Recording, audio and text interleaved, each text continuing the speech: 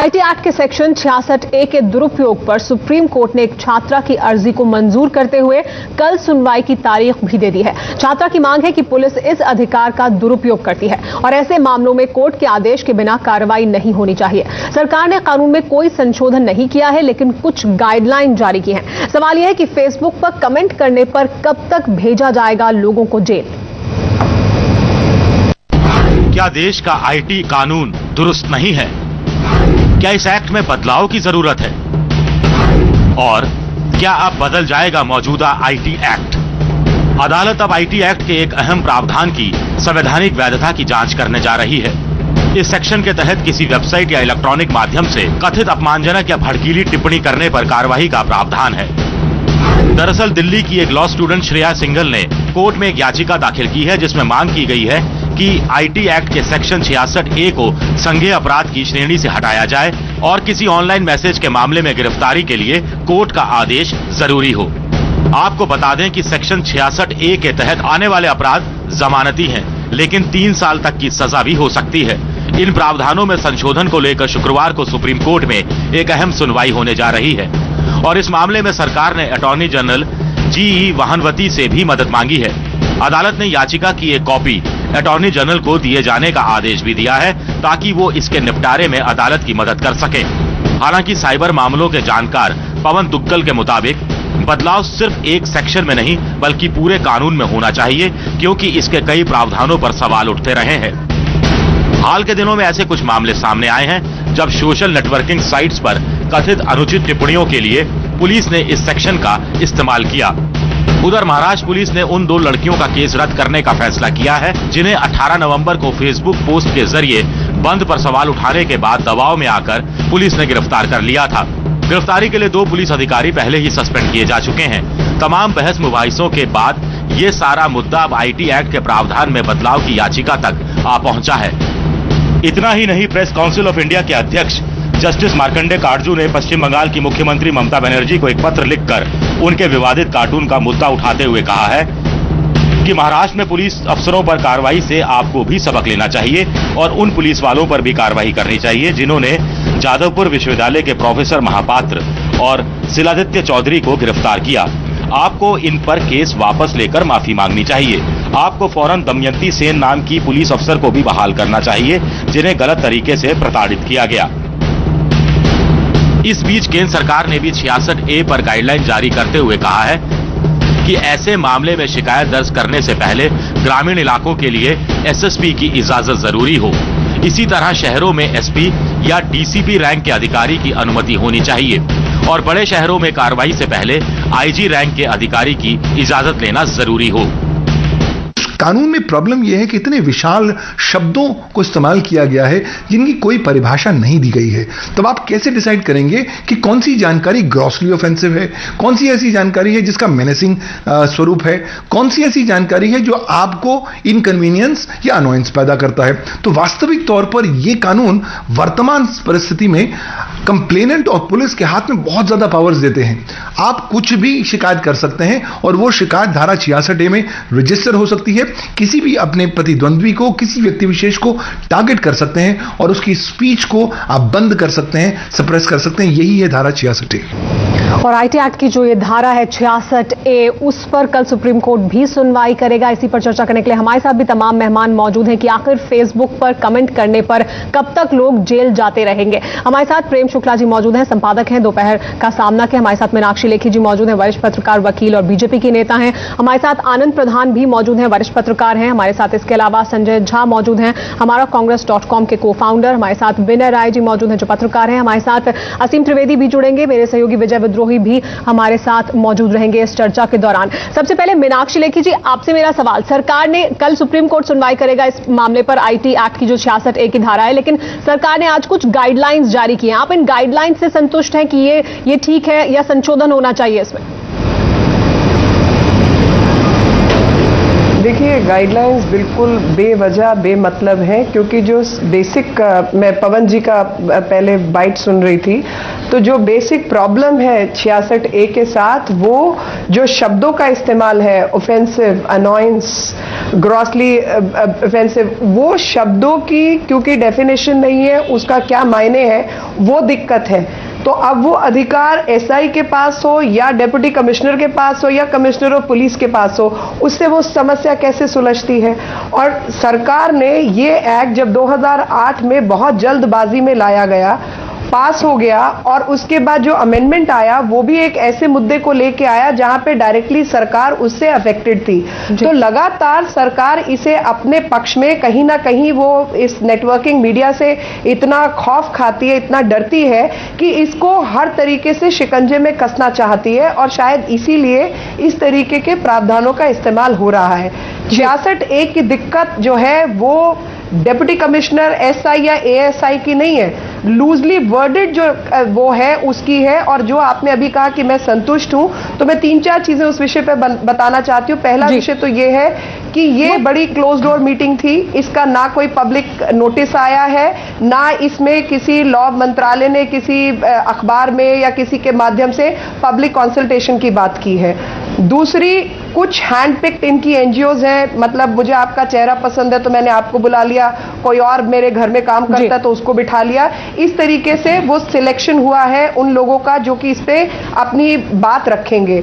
तीसरा, जो इन्होंने इसके माध्यम से किया है, जो ये एक डायरेक्शन है स्टेट्स को, मतलब क्योंकि जो होम मंत्रालय है वो स्टेट सब्जेक्ट है, उसके माध्यम से इन्होंने डायरेक्शन दिया है उसको।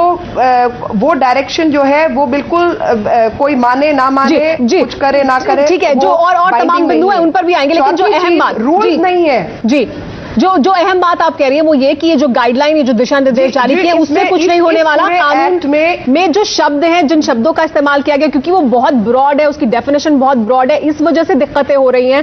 संजय झा, सरकार जल्दबाजी में कानून लाई, सरकार ने जब ये कानून बनाया तब क्या इन शब्दों पर ध्यान नहीं दिया था? और अभी भी संशोधन की बात अभी तक नहीं हुई है, अभी सिर्फ गाइडलाइन जारी करने की बात हुई है। संशोधन से बात बनेगी या इस कानून को पूरी तरह से जाना चाहिए? 66A जो धारा है उसको आपके मुताबिक क्या होना चाहिए? देखिए, हर जो धारा है उसके सकारात्मक पहलू भी है, नकारात्मक पहलू भी है, लेकिन लोग जेल कब तक जाते रहेंगे फेसबुक पर कमेंट की बात? अभी 2 घटनाएं आपके सामने आई हैं जिसके चलते मीडिया ने इसको पॉजिटिव वे में लिया और दिखाया कि धाराओं का गलत तरीके से इस्तेमाल हुआ है, और सरकार को झुकना पड़ा। अंत में संशोधन का प्रस्ताव आ गया कि अब गेस्टेड अधिकारी इसकी जांच करेगा कि क्या ये जो धाराएं लगाई जा रही हैं सही है गलत हैं। मैं तो दूसरी तरफ ले जाना चाहता हूं कि SC/ST एक्ट का मामला है, डाउरी का मामला है, आप देश के किसी भी जेल में चले जाइए, 70 साल 75 साल की बूढ़ी औरतें जेल में बंद है क्योंकि उनके खिलाफ FIR हो गया कि ये डाउरी में इन्वॉल्व थी, उसकी जांच कौन करता है? वहां भी एक नियम है, गेस्ट अधिकारी जांच करेगा। तो सिर्फ ये बात नहीं है कि जो धारा ये गलत है, मेरा बार बार कहना है कि जो भी लोग इंप्लीमेंट करने वाले हैं, मैं कहूंगा वो जाहिल थे।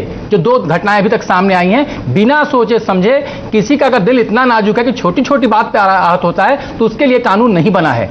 कानून जिस मकसद से बनाया गया है कि किस वे में जा रहा है, कहीं एंटी नेशन कोई बात तो नहीं कही जा रही है, किसी को टेम्पर्ड करके ज्यादा हानि पहुंचाने की कोशिश नहीं है, ये सब देखने की जरूरत है। तो आपके मुताबिक जो गाइडलाइन जारी की गई वो काफी है अपने आप में और कानून में कोई कमी नहीं है? नहीं, अब ये देखना पड़ेगा कि जो गेस्टेड अधिकारी देखते हैं, अभी एक कदम आगे बढ़ी है सरकार कि अब सामान्य जो दरोगा वो कांस्टेबल है वो FIR दर्ज नहीं करेंगे। गेस्टेड अधिकारी जो थोड़ा पढ़ा लिखा है समझेगा, क्योंकि ये साइबर एक्ट का मामला है, सिपाही और दरोगा कैसे भी साइबर के बारे में प्रधान जी प्रॉब्लम है 66A के साथ, वो जो शब्दों का इस्तेमाल है, ऑफेंसिव, अनॉयंस, ग्रॉसली ऑफेंसिव, वो शब्दों की क्योंकि डेफिनेशन नहीं है, उसका क्या मायने है, वो दिक्कत है।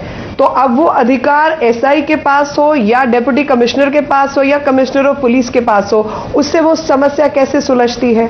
और सरकार ने ये एक्ट जब 2008 में बहुत जल्दबाजी में लाया गया, पास हो गया। इतना सा बीच में कह दूं कि 16 दिसंबर 2008 को 8 बिल 15 मिनट में पास कर दिए गए थे, और ये 15 मिनट में जो 8 बिल पास किए गए थे, इसमें यह महत्वपूर्ण बिल भी था। लोगों की भावनाएं आहत हो रही हैं, तो फिर अगर ऊंचे अधिकारी भी जांच करेंगे, अगर मुख्यमंत्री की भावनाएं आहत हो रही हैं, तो फिर तो कार्रवाई होगी ना, जेल ही जाएंगे लोग। मैं तो छोटी सी बात ये कहना चाहता हूं, लगभग दर्जनों मामले मेरे संज्ञान में ऐसे आए कि किसी अमुक आदमी की हत्या होती है, उस हत्या में पुलिस किसी को चार्जशीट करती है, ट्रायल कोर्ट उसे सजा दे देती है, 15 साल तक अभियुक्त बन के वो आदमी जेल में रहता है, उसके बाद जिसकी हत्या में वो जेल काट रहा होता है वो व्यक्ति सामने आ जाता है। तो फिर मैं ये पूछना चाहता हूं, जिसको 15 साल जिसको सजा दी गई उसके लिए कसूरवार कौन था? मेरा कहना है धाराएं जो बनी अपनी जगह है, मेरा कहना है जो नकारात्मक पहलू है किसी धारा का उस पर विचार होना चाहिए।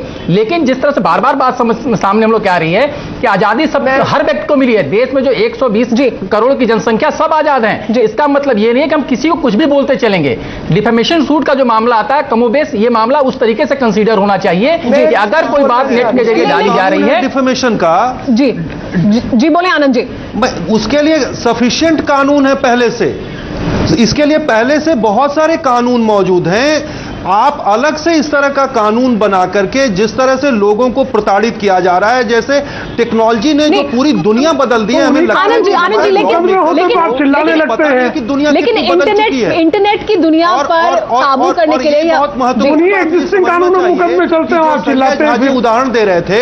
पूरी दुनिया में इन माध्यमों के कारण और इन माध्यमों का जो एक डेमोक्रेटिक कल्चर स्वरूप है जिसने पूरी दुनिया में लोगों को अपनी बात कहने की आजादी दी है, उसके कारण बहुत सारे बदलाव हो रहे हैं। डेमोक्रेसी मजबूत हो रही है, लोग अपनी अभिव्यक्ति की आजादी का वास्तविक तरीके से अब इस्तेमाल कर रहे हैं। बात कहें लेकिन दूसरों को गाली मत दें, अफवाह न फैलाएं, सिर्फ इस पर तो कानून लाएंगे। भारतीय जो डेमोक्रेसी है, लोकतंत्र है, वो काफी मैच्योर हुई है। इस देश के नागरिक बहुत मैच्योर है और इस तरह के तो आनंद जी आपके मुताबिक क्या आईटी के लिए आईटी कानून की जरूरत नहीं है? क्या आईटी कानून की जरूरत नहीं है? मैं मानता हूं कि आईटी कानून होना चाहिए पर बहुत ही लिमिटेड होना चाहिए। के लिए आपके पास कानून नहीं है अलग से, अखबार के लिए आपके पास अलग से कानून नहीं है, तो इंटरनेट के लिए आपको अलग से कानून क्यों चाहिए? इंटरनेट के लिए अलग से कानून इस तरीके का जो बिल्कुल अनडेमोक्रेटिक कानून है वो इसलिए चाहिए ताकि अखबार के लिए अलग से कानून है, पीआरबी एक्ट है, टेलीविजन के लिए एक्ट है। की बात हो रही है, सोशल मीडिया हम नाम दे रहे हैं और अनसोशल अगर हम काम करेंगे तो अनसोशल मीडिया क्यों बनना चाहते हैं? हम सोशल मीडिया सोशल रहे ना, अनसोशल काम करेंगे तो कार्रवाई होगी। अनसोशल काम नहीं, अनसोशल काम जब बाल ठाकरे 50 बार बयान देते लोगों की भावनाएं हाथ होती थी। कितनी बार बाल ठाकरे को तुरंत रात में 10 बजे गिरफ्तार किया गया, कितनी बार राज ठाकरे गिरफ्तार हुए।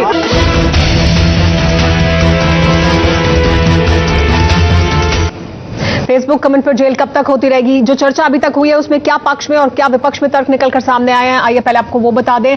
अभी तक जो पक्ष में सरकार, जो अभी तक बड़ी बहस में किसने क्या कहा बता दें। सरकार सोशल मीडिया से खौफ रखती है, इसलिए कंट्रोल करने की कोशिश की जा रही है, ये कहा मीनाक्षी लेखी ने। हर देश में सोशल मीडिया बड़ी चुनौती है, कानून गलत नहीं, इस्तेमाल करने वालों को सही जानकारी नहीं है, ये कहना है संजय झा का। इसके अलावा किसी की भावना आहत होने का मतलब ये नहीं है कि किसी को जेल जाना पड़े, ये कहना है असीम त्रिवेदी का। और जिनकी छोटी बातों से भावना आहत हो उनके लिए कानून नहीं है, अनसोशल काम ना करें सोशल मीडिया पर, यह कहना है विनय राय का। इसके अलावा गाइडलाइन से कुछ नहीं बदलेगा क्योंकि कानून का दुरुपयोग शक्तिशाली लोग कर रहे हैं, यह कहना है आनंद प्रधान का। और संसद में नए सिरे से आईटी एक्ट बने, अभिव्यक्ति की आजादी का इस्तेमाल अराजकता के लिए नहीं हो सकता, यह कहना है प्रेम शुक्ला का। लेकिन आईटी एक्ट के 66A जो धारा है उसके तहत क्या इसको पूरी तरह से खत्म कर देना चाहिए या इसमें सकारात्मक बदलाव की जरूरत है? इस पर सभी की मैं प्रतिक्रिया चाहूंगी। मीनाक्षी लेखी जी आपसे शुरुआत करते हुए। देखिए, देश में किसी को अधिकार नहीं है किसी को भी गलत भाषा का इस्तेमाल करने का या झूठ बोलने का या डेफेमेटरी शब्दों का इस्तेमाल करने का, समाज में सनसनीखेज बात करने का। वो सब के लिए हमारे पास आईपीसी का कानून मौजूद है और चाहे उसमें अपनी गलत बात कहने के लिए कोई भी माध्यम का प्रयोग किया हो, अखबार में छापा हो, टेलीविजन पर कुछ कहा हो, पब्लिक में कोई भाषण किया हो, किसी मैगजीन में छपा, उन सब के लिए कानून एक ही है और वही कानून आईटी एक्ट के लिए भी लागू होना चाहिए। पहली बात। दूसरी बात, 66A अपने एक तरीके से अलग कानून है जबकि वो डिफाइन नहीं करता, रूल्स उसमें है नहीं, कुछ भी नहीं है, इसलिए 66A जो है वो गलत कानून है, उसे जाना चाहिए। 66A नहीं रह सकता किसी भी तरीके से कानून की किताबों पर। जी उसे जाना चाहिए। संजय झा, 66A को क्या पूरी तरह से जाना चाहिए या सकारात्मक बदलाव? छोटा जवाब दीजिएगा। मैं बिल्कुल इनके साथ इत्तेफाक नहीं रखता हूं। मैं समझता हूं कि अभी आजादी और जिम्मेदारी और जवाबदेही एक सिक्के के ही दो साइड्स हैं। अनलिमिटेड फ्रीडम किसी को नहीं दिया जा सकता है। दूसरी बात मैं दोहराना चाहूंगा, कानून की जरूरत है, लेकिन क्योंकि उसका लोग दुरुपयोग भी करते हैं। लेकिन यदि आजादी पर कोई कंट्रोल न हो तो कुछ महीने पहले हमने आप ही के चैनल पर जब हम बात कर रहे थे, जब आसाम में तनाव था, तो आपके मुताबिक इस कानून की जरूरत है, बदले या नहीं इसे, बदले या नहीं इसे, 66 में बदलाव हो या नहीं? जरूरत है। आनंद प्रधान जी, आपके मुताबिक मैं समझता हूं कि उसमें परिवर्तन और बातचीत होने के साथ एक सही कानून सकारात्मक बदलाव कि इस कानून में की धारा 66A को तुरंत जाना चाहिए, क्योंकि ये संविधान में जो अभिव्यक्ति की आजादी है उसके साथ साफ तौर पर रीजनेबल रिस्ट्रिक्शंस पहले से मौजूद हैं, और वो रीजनेबल रिस्ट्रिक्शंस भी सुप्रीम कोर्ट और कोर्ट उसकी व्याख्या करता है, उसका मनमाने तरीके से इस्तेमाल नहीं किया जा सकता। प्रेम शुक्ला जी, प्रेम शुक्ला जी आपके मुताबिक, प्रेम शुक्ला जी आपके मुताबिक